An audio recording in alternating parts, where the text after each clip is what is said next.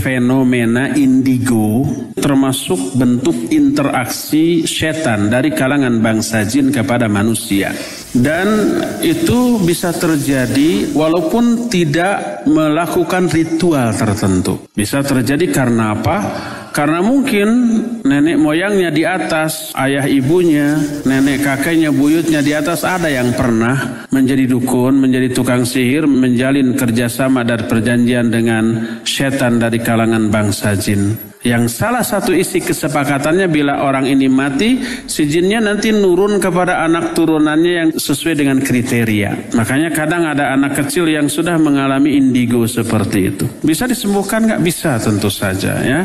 Tidak ada penyakit yang tidak ada obatnya. Apa yang harus dilakukan? Pertama, wajib membentengi diri dengan zikir-zikir. Hafalkan zikir-zikir dalam seluruh aktivitas dan baca itu, termasuk zikir pagi dan petang. Karena zikir adalah hisnul muslim, artinya benteng bagi setiap muslim dari godaan setan. Begitu lalai setan masuk, begitu berzikir setan lari. Ini yang pertama. Kedua, banyak-banyaklah menghafalkan ayat-ayat Al-Quran, terutama ayat kursi, Al-Falaq, An-Nas, Al-Ikhlas. Baca sesering mungkin sebelum tidur ya, ketika akan berangkat, ketika kita umpamanya berada di tempat yang kita khawatir akan terjadi sesuatu, silakan baca ayat kursi di sana ya.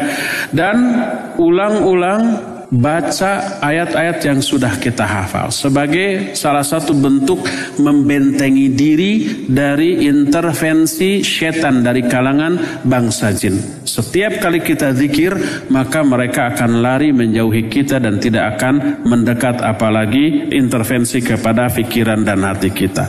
Ini yang kedua. Yang ketiga, coba pelajari tauhid, terutama tauhid asma wa sifat. Tanamkan itu di dalam hati. Begitu tauhid tertanam, maka jiwa pikiran yang sudah terwarnai oleh tauhid yang benar itu tidak akan membuat setan betah berada dalam diri orang seperti itu. Begitu tauhid dipelajari, tertanamlah keikhlasan, tertanamlah khauf, roja, mahabbah, keikhlasan dan seterusnya, sehingga itu yang membuat setan tidak akan betah berdekatan dengan orang yang seperti itu ya. Dan jangan lupa untuk selalu berta'awudz kepada Allah setiap kali ada bisikan.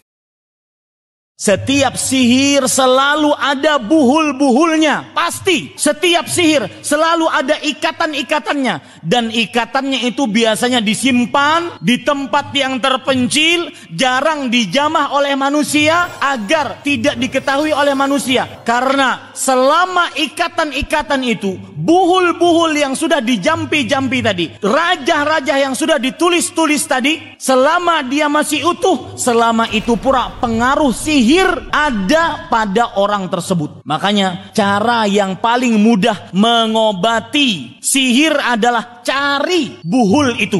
Yang sekarang keluarga kita kena sihir, diguna-guna, disantet, cari buhulnya, pasti ada. Nanyanya sama siapa, Ustadz? Ini masalahnya. Kalau Nabi Muhammad SAW dalam hadis riwayat Bukhari, Aisyah radhiyallahu anha pernah bercerita, Nabi Muhammad SAW pernah disihir. Kemudian beliau berdoa kepada Allah. Ketika setelah berdoa, beliau bermimpi. Di dalam mimpinya didatangi oleh dua malaikat. Rasul sallallahu alaihi wasallam bersabda, ketika aku tidur, ada dua malaikat yang datang, satu di sisi kepalaku, satu di sisi kakiku. Yang satu bertanya kepada temannya, ini orang sakit apa? Menunjuk kepada Rasulullah sallallahu alaihi wasallam. Malaikat ini menjawab, matbub, orang ini kena sihir. Malaikat yang ini bertanya, man tabbahu, siapa yang mensihir dia? Malaikat yang satu menjawab, Labid ibnul A'sam al-Yahudi, seorang yang beragama Yahudi yang bernama Labid bin A'sam. Kemudian malaikat ini yang bertanya lagi, pada apa disihirnya orang ini? Lihat, selalu Pak, sihir itu selalu ada buhul-buhulnya. Kata malaikat ini yang menjawab, orang ini menunjuk kepada Rasulullah, disihir karena rambut-rambut beliau yang diambil dari sisir beliau, kemudian diikat-ikat, dijampi-jampi, akhirnya kena sihir. Diletakkan di mana ikatan-ikatan tadi? Sebelum saya sebutkan diletakkan di mana, makanya hati-hati. Anak-anak, ibu, bapak-bapak yang sedang pacaran, meskipun dalam Islam tidak benar adanya pacaran. Tapi kalau terjadi, dan saya tidak melegalkan, jangan suka-suka ngasih baju, ngasih jaket, ngasih alat-alat atau bahan-bahan yang sangat kental dengan tubuh kita. Foto, itu sangat mudah disihir. Terutama di zaman yang informasi serba canggih. Kita meletakkan foto pada media-media sosial. Memberikan kopiah, memberikan cincin, bahkan kadang-kadang memberikan sampai peralatan dalam. Ini hati-hati, sangat mudah disihir. Rambut, sangat mudah kena sihir. Di mana diletakkan buhul-buhul tadi? Ternyata di sumur yang bernama Dhi Arwan.